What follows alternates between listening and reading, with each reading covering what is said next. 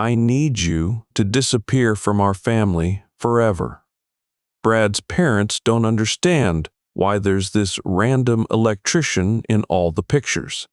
Melissa's voice rose above the coffee cup conversations. 47 congregants. Every conversation stopped. I looked at Linda. 14 years of marriage. She met my eyes, fidgeted with her wedding ring. The nod was small, unmistakable. Agreement.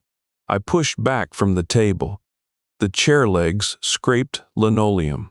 All right, I said. The words came slow, steady. Consider it done. My steel-toed boots echoed on linoleum as I walked toward the exit. One click on subscribe keeps these stories coming for you. I met Linda at a church fundraiser in 2010. Andrews Lutheran, folding tables covered in baked goods, coffee urns gurgling in the corner. I was 44, 2 years past burying my first wife. Cancer took Margaret slow, gave us time to say everything that mattered, then took her anyway. Linda stood across the fellowship hall, 38 and worn down. Dark circles under her eyes. Shoulders curved forward like she'd been carrying weight too long. Her daughter Melissa, 15 and angry, slouched against the wall picking at her phone. I didn't plan on remarrying, didn't plan on much of anything those first 2 years. Work filled the days. Chambers electrical contracting kept the phone ringing, kept my hands busy. 34 years I'd built that business from nothing. 4 years, Navy service as electrician's mate, learned the trade properly, then struck out on my own in 1990. Residential service calls, commercial contracts, emergency repairs at midnight. Annual revenue hit $240,000 through methodical work and fair pricing. Linda needed help carrying dessert trays to her car. I offered. She thanked me 3 times for something that took 2 minutes. We started slow. Coffee after church. Dinner at the diner on Route 9. She told me about her ex-husband who'd walked out when Melissa was 3, about working reception at the dental clinic, about struggling to keep their apartment and put food on the table. Melissa's college fund didn't exist. Her car needed $1,200 in repairs she couldn't afford. When Linda mentioned Melissa's college fund didn't exist, I started calculating tuition costs that night. Margaret and I never had kids. Medical complications. Then time ran out. We married 8 months later. I said my vows. Linda cried. Melissa didn't come. The voltage meters came from my dad. 17 of them lined custom oak shelves in my workshop, each one cleaned and maintained. Weston Model 301s, Simpson 260 multimeters, analog instruments from the 40s through the 60s. The 1947 Triplett sat in the place of honor, brass fittings polished, leather case soft from his hands, then mine. Dad taught me electrical work at 12, showed me how to ground circuits properly, how to trace faults, how to read what the needle told you. Shortcuts always show up later, he'd say, demonstrating proper technique. Usually when someone gets hurt, I applied that principle to everything. Business, marriage, fatherhood. Melissa's state university tuition ran $67,000 over 4 years. Paid it from my business account. $67,000 over 4 years. She was my daughter now, legal or not. I bought the house in 2010 for $210,000.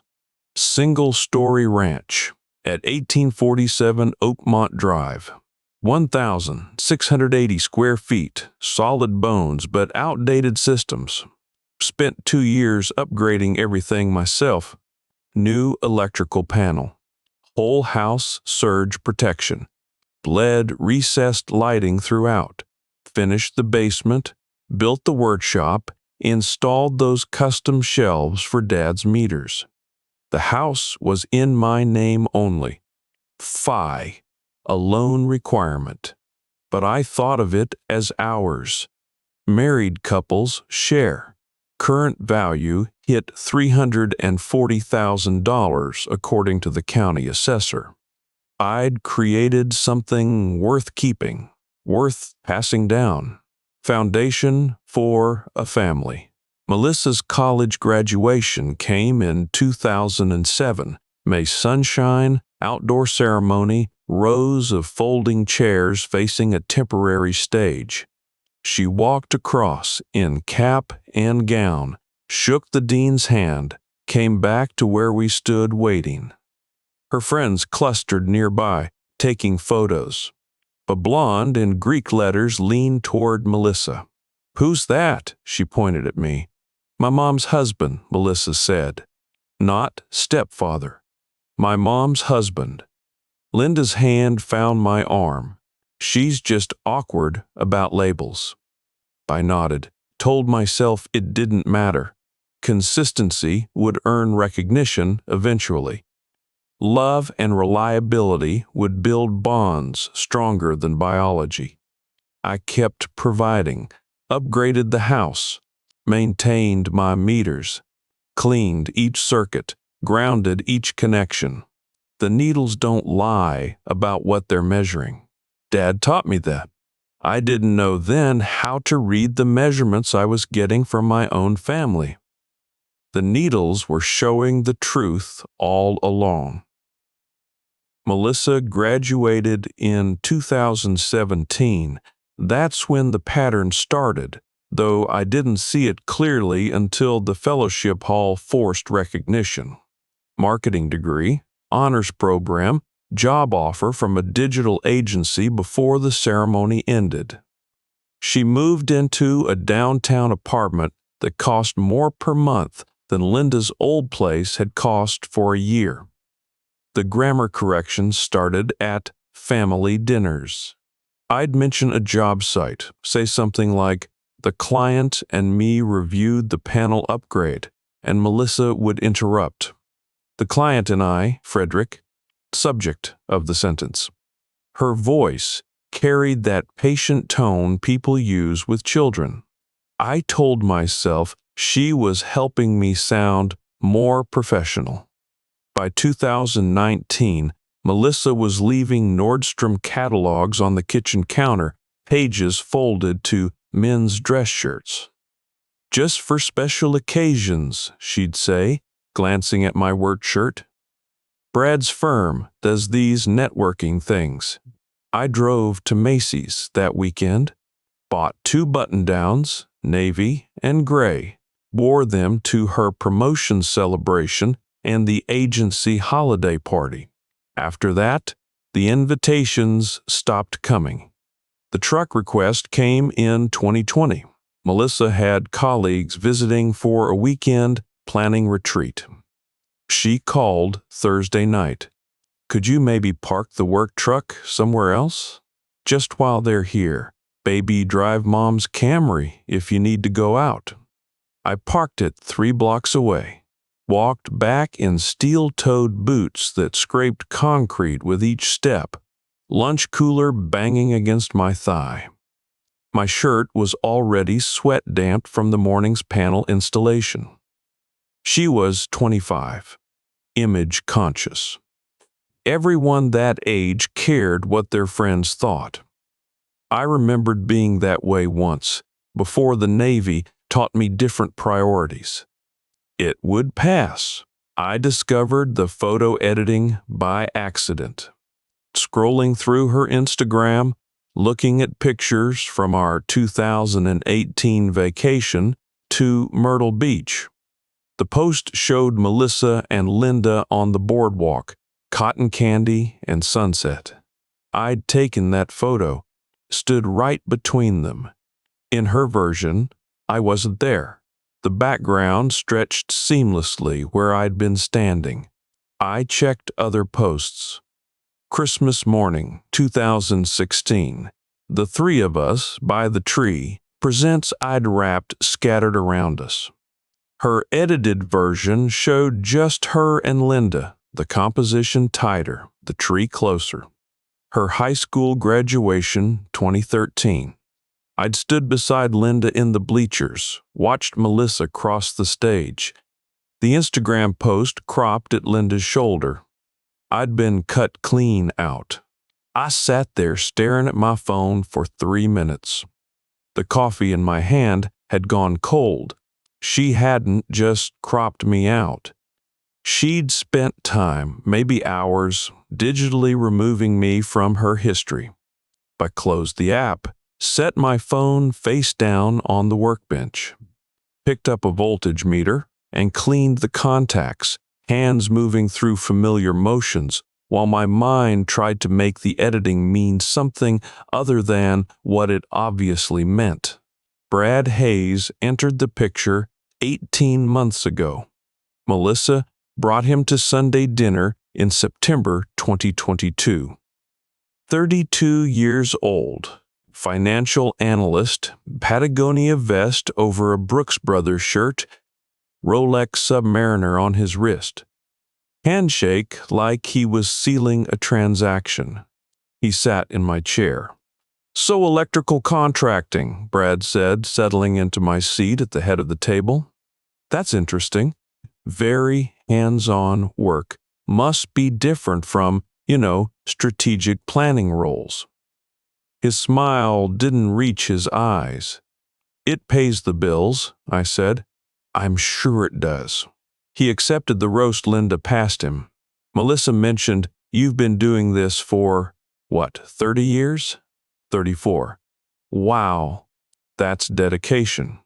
I don't think I could do the same thing for that long, but I guess when you find your niche, right?" Melissa laughed, the sound higher than her normal voice. Her hand found his arm, fingers resting on his Brooks Brothers sleeve. Brad's firm just landed the Morrison account, $12 million in assets under management. I cut my pot roast into smaller pieces than necessary, chewed slowly, counted to 5 before swallowing. Brad's parents pledged to cover the cost 3 months after that first dinner. December 2022, $45,000 promised for the Riverside Country Club venue. Robert and Catherine Hayes, pharmaceutical patent wealth, country club members since 1987. They met us for dinner at the club to discuss wedding plans. Catherine studied me across the white tablecloth. "And what do you do, Frederick?" "Electrical contracting, commercial and residential." "How nice." Her smile was practiced. "Melissa mentioned you've been very supportive of her education." Robert cleared his throat. "The club has certain standards for member events. Dress code, guest lists, that sort of thing. I'm sure you understand." I understood. Melissa started using therapy language in early 2023. "I'm doing a lot of work on myself," she'd say, phone in hand, scrolling through what I assumed was her counselor's Instagram. "My therapist says it's important to set boundaries with people who don't serve your growth journey." I was people who didn't serve her growth journey. "You have to curate your narrative," she explained over coffee one Sunday. Linda was baking in the kitchen, the mixer drowning out our conversation. Brad's family has certain expectations about presentation. It's not personal. It was personal. Linda's baking intensified with each conflict. The Saturday, Melissa complained about my truck. Linda made German chocolate cake from scratch. Spent 4 hours in the kitchen while I sat in the living room listening to the mixer drown out the conversation we should have been having. She brought the cake to church the next morning. Everyone said it was delicious. The wedding binder sat on the dining room table, 3 inches thick, white leather, gold lettering. Inside, receipts: venue deposit $45,000, catering $12,000, photography $4,500, flowers $2,800, dress and alterations $1,900, every payment from my accounts. Business checking, joint savings I'd funded alone. Melissa hired a videographer for the reception. I came home from a job site to find her in the living room, phone propped on the mantel, recording herself. My mom was this incredible single parent who worked so hard to give me opportunities. She taught me resilience, strength, independence. Everything I am, I owe to her example. I stood in the doorway for 30 seconds before she noticed me. She stopped recording, said nothing, started over from the beginning. I'd built the foundation. She'd cropped me out of the frame. Sunday morning coffee tasted like every other Sunday morning coffee, burned from sitting too long on the burner, sweetened with 2 packets of sugar that never quite covered the bitterness. I sat at my usual table near the kitchen entrance, same spot I'd occupied for 14 years, Linda across from me picking at a cinnamon roll someone had brought.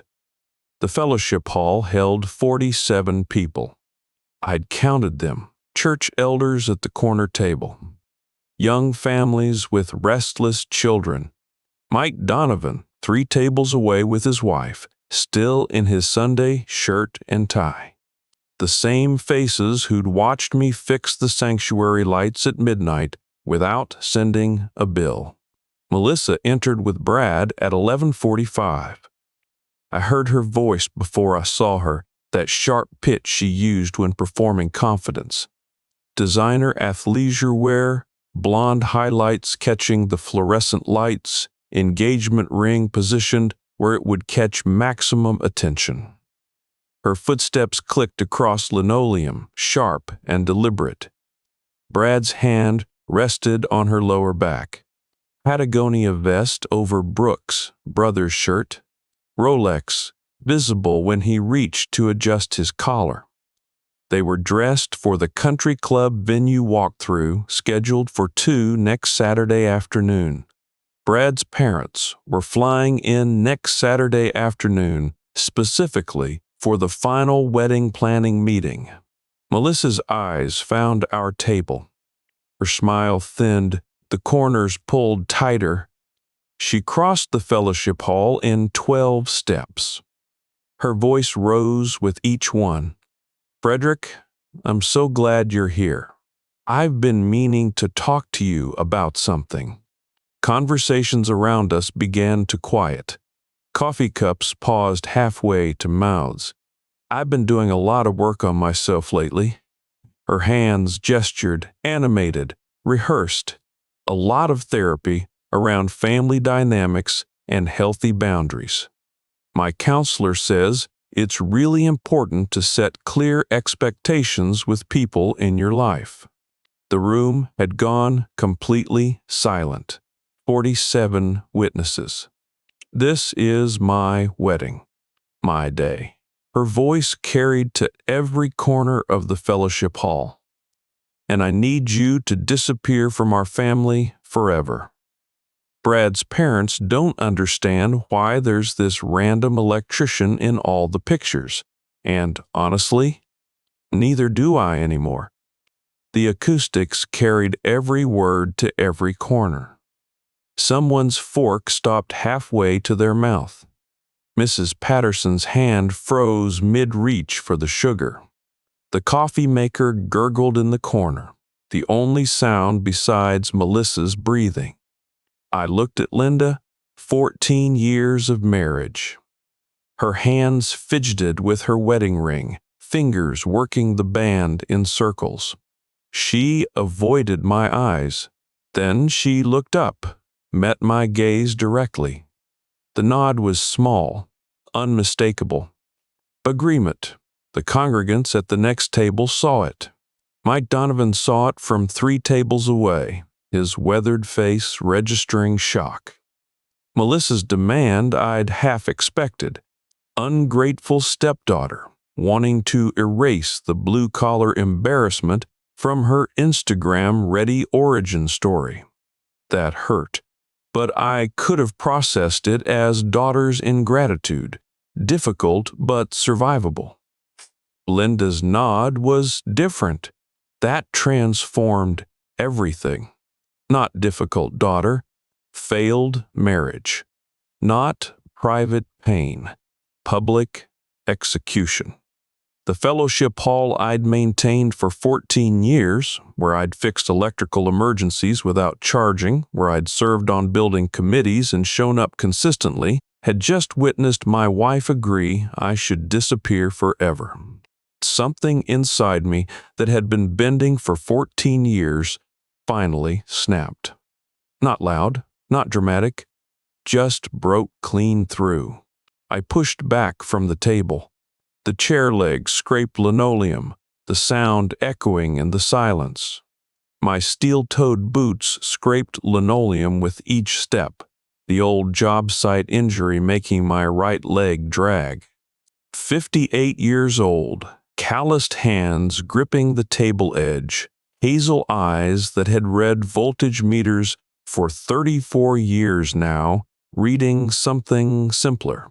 The measurements were clear. The needles didn't lie. I stood slowly, looked at Melissa, then Linda, then the 47 witnesses watching this unfold. "All right," I said.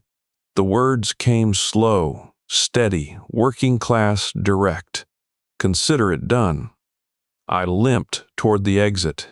Each step echoed on linoleum. 47 sets of eyes tracked my movement. Mrs. Chen's hand covered her mouth. Pastor Williams stood frozen by the coffee urn. Behind me, Melissa returned to Brad's side, her hand finding his arm. The fellowship hall erupted in whispers as the door closed behind me. Mike Donovan's face was the last thing I saw. Outrage, solidarity, the kind of moral judgment that spreads through professional networks and church communities, validating what everyone had just witnessed. They wanted me to disappear. I'd give them exactly what they asked for, with precision they never anticipated. I pulled into the Riverside Business Park at 2:15 Sunday afternoon, 3 hours after the fellowship hall. The F-250's diesel engine ticked as it cooled.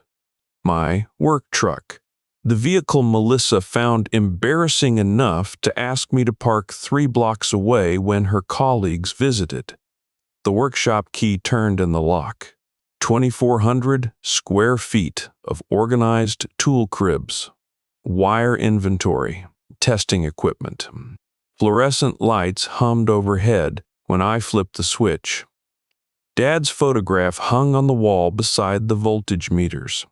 2x7, black and white, him in work clothes beside his electrical van, holding a Triplett meter.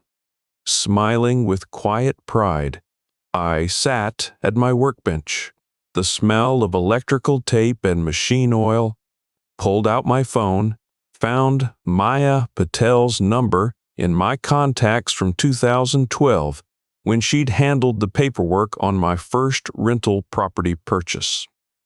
The call connected on the second ring. "Frederick?" Her voice carried surprise. "It's been a while.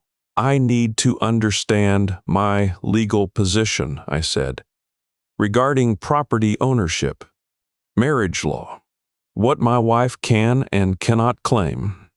Pause. "This is urgent. Can you be at my office tomorrow morning? 9 o'clock? I'll be there." Monday morning at 9, I sat in Maya's conference room. Floor-to-ceiling windows showed downtown. Mahogany table, framed law degree on the wall. Maya wore a tailored suit, dark hair pulled back professionally. She spread 5 documents across the table. Certified property deeds. Each one bore Monroe County's raised seal. To Bile. Oakmont Drive, she said, tapping the first deed. Your family home. Purchased 2010 for $210,000. Current assessed value $340,000. I touched the first deed. The raised seal felt real under my calloused fingers.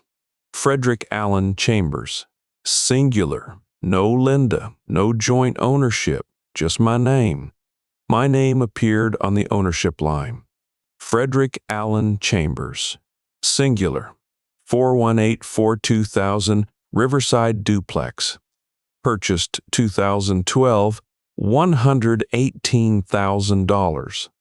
Now worth $240,000. She laid out the remaining 3 deeds. Port, 1122, 1124 Cherry Lane duplex. 634 Maple Street single family. 2001 Harrison Avenue single family. Purchased 2015, 2017, and 2019 respectively. Each deed bore Monroe County's raised seal. Each one listed my name alone. Combined current value of your real estate portfolio is $1,190,000, Maya said. The family home at $340,000. The rental properties at $850,000. Linda's name doesn't appear anywhere, I said. Pennsylvania is a separate property state, Maya said. Meaning? Property acquired during marriage doesn't automatically belong to both spouses. Only if both names appear on the deed. She tapped the documents. Your wife's name appears on 0 of these. The word settled like voltage readings. Clear, measurable, true. Maya pulled out a folder. Riverside Realty Services has managed your rental properties since 2012. They deposit $4,800 monthly into your business account. Quarterly statements go to your office mailbox at the workshop. Linda never knew they existed. She never saw a single statement, Maya confirmed. The portfolio was completely invisible to your household. She opened another file, bank statements from First National. Your joint savings account totals $127,000. The account is joint. Linda has legal access. But look at the deposit history. She turned her screen. Every entry traced back to Chambers, electrical contracting. I studied the deposit history. Every entry traced back to Chambers, electrical contracting. Can she claim I'm hiding assets? I asked. You're not hiding anything. You built wealth through systematic property acquisition and business income. The fact that she didn't know about your rental portfolio doesn't make it hidden. It makes it separate. Maya's voice stayed professional. You can legally withdraw the entire savings balance. The deposits are documented as solely yours. And the house? As sole owner of 1847 Oakmont Drive, you can terminate your wife and stepdaughter's occupancy with 30 days written notice delivered via certified mail. She slid a sample eviction notice across the table. They're effectively tenants at will in a property they never owned. No rental agreement exists. No lease protects them. I looked at the 5 deeds spread before me. 14 years. Linda's name appeared nowhere. Not once. The law said different. The documents proved different. Your systematic approach protected you, Maya said quietly. The post-2008 market gave you acquisition opportunities. Your contractor connections provided early access to properties. Your business income funded everything, and you documented it properly. $1,190,000 in real estate. $127,000 in savings. $4,800 monthly passive income. All mine, legally, documentably, solely. I sat in silence, the 5 certified deeds arranged in a row. Monroe County's raised seals. My name appearing alone on every ownership line. Linda had nodded when Melissa demanded I disappear. Agreed I should vanish from their family forever. They'd been standing on a foundation I built, living in a house I owned, spending money I earned, and they never knew, never valued it, never acknowledged what held them up. The sleeping giant was me, and they'd just woken him up. Monday morning's meeting with Maya had given me the documentation. 5 certified deeds. Payment receipts. Eviction notice with certified mail receipt stapled to the corner. By Saturday afternoon, I was ready. I pulled into the Riverside Country Club at 1:58 Saturday afternoon. The white F-250 stood out among the Mercedes and BMWs in the lot. I parked near the entrance where everyone would see it. The manila folder sat on the passenger seat. Documentation from Maya Patel. Every receipt from Melissa's 3-inch wedding binder. The 5 property deeds. The eviction notice with certified mail receipt attached. I walked toward the Georgian mansion's entrance. Steel-toed boots on brick pavers. My work shirt still smelled like electrical tape from the morning's panel installation. The entrance hall stretched before me. Marble floors, crystal chandeliers, mahogany furnishing. The smell of expensive flowers and furniture polish. Melissa stood near the conference table with Brad, the venue coordinator, Linda, and Robert and Catherine Hayes. We'd met once before, that dinner where Catherine asked what I did for a living. Melissa's hand stopped mid-gesture. Her mouth opened slightly. Color drained from her cheeks. "What are you?" Her voice rose on the last word. "I told you to disappear." I addressed the venue coordinator directly. Professional woman in her 30s, tablet in hand, practiced smile thinning. "I'm reversing all payments for this venue," I said. "The wedding is canceled." Melissa's voice jumped an octave. "What? Now wait just a minute." Brad stepped forward, hand raised. I opened the manila folder, pulled out the first document, set it on the mahogany table. Venue deposit receipt, $45,000. Paid from account number ending in 4782, Frederick Allen Chambers, sole account holder. The coordinator looked at her tablet, checked something. Her professional smile disappeared. I laid out the next receipt. Catering contract, $12,000. Same account. Photography agreement, $4,500. Floral arrangement, $2,800. Dress and alterations, $1,900. Each receipt hit the mahogany table. Soft thuds in the silence. Melissa's breathing came in short gasps. "You can't DO this. This is my wedding, my day." I looked at her, hazel eyes steady. "It was your wedding." paid for by the random electrician. Paused. I'm disappearing. So is my money. Her face went white. I turned to Linda. She stood frozen beside the credenza where her German chocolate cake and cream puffs sat untouched.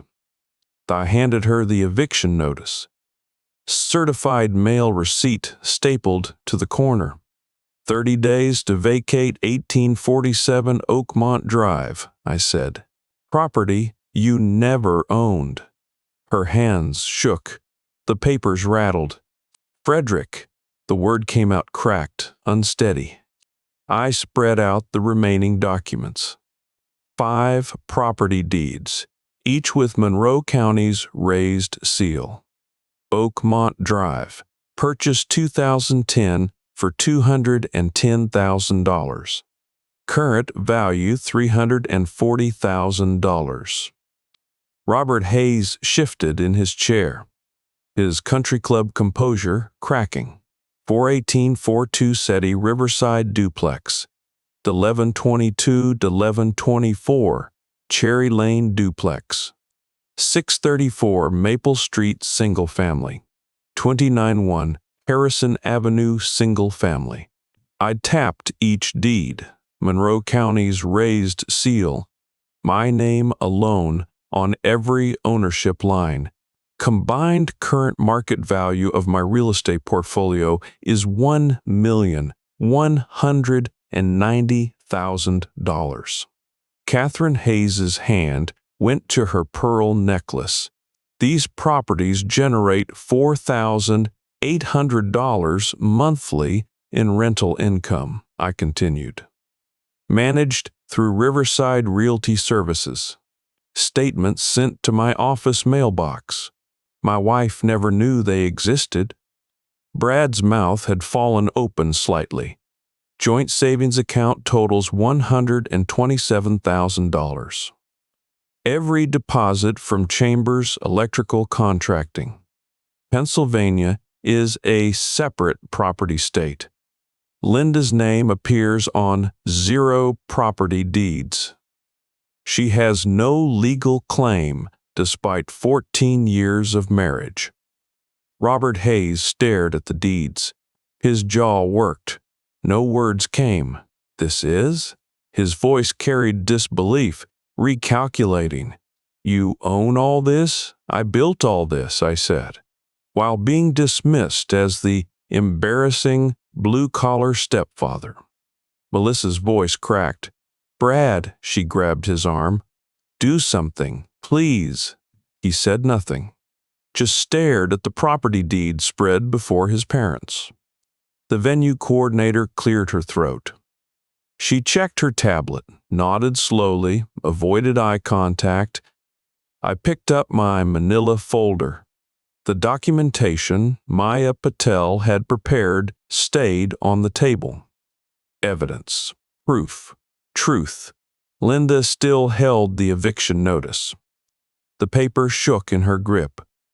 I walked toward the exit. My steel-toed boots echoed on marble floors. Same sound as the fellowship hall. Same finality. Behind me, Melissa sobbed. Brad started trying to explain something to his parents. The venue coordinator typed on her tablet, 14 months of wedding planning. Dissolved in 11 minutes. The Georgian mansion's door closed behind me. The sound was final. My F-250 started on the first turn. I drove out of the Riverside Country Club parking lot, past the Mercedes and BMWs, leaving them with nothing. The power dynamic had reversed completely, irrevocably, and I was just getting started. Pulled the F-250 into the Riverside Business Park lot late Saturday afternoon. 3 hours had passed since the venue walkthrough. The engine ticked as it cooled. I climbed into the back seat, pushed aside the toolbox and spare wire spools, spread out the sleeping bag I kept for overnight job sites. The parking lot was empty. No one to ask me to hide my truck. No one demanding I disappear. Perfect. I woke at 6, neck stiff from the sleeping bag but mind clear. No wedding binder on the table. No Linda's baking sounds from the kitchen. Just diesel smell and parking lot silence. Monday morning at 8, I walked into First National Bank. Angela Torres looked up from her desk, her professional smile thinning when she saw my face. I need to withdraw the full balance from my joint savings account, I said. She pulled up the account on her screen. $127,000. Every dollar deposited by Chambers Electrical Contracting, I said. Your records will show that. She typed for 2 minutes. Nodded slowly. The deposit history confirms it. You funded 100%. She printed documentation. This protects you if your wife claims financial abuse. Angela processed the cashier's check in 10 minutes. I folded it into my wallet, walked out into morning sunlight that felt cleaner than it had in years. My phone rang Tuesday afternoon. Maya Patel. I have 3 offers on the Riverside duplex already, she said. Strong rental history attracts investors fast. By Friday, all 4 rental properties had multiple offers. I signed the last closing papers Friday afternoon. 4 properties sold in 2 weeks, $892,000 total. I'd paid $10,000 for them over the years.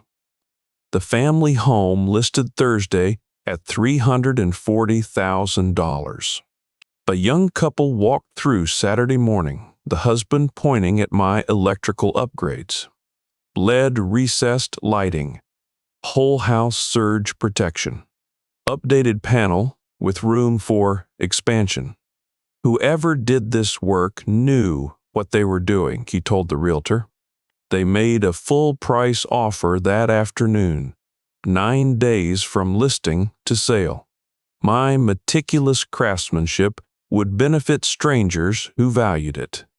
Mike Donovan stopped by the workshop Wednesday evening. He set a 6-pack on my workbench, didn't ask permission to stay. Word spreading through the association, he said. The association's 140 members now know what happened at the fellowship hall. And what you owned the whole time they were calling you embarrassing. My phone started ringing Thursday. Commercial contractors offering job referrals. Residential clients who'd heard about my situation wanted to support my business. The working class network validating what my family had denied.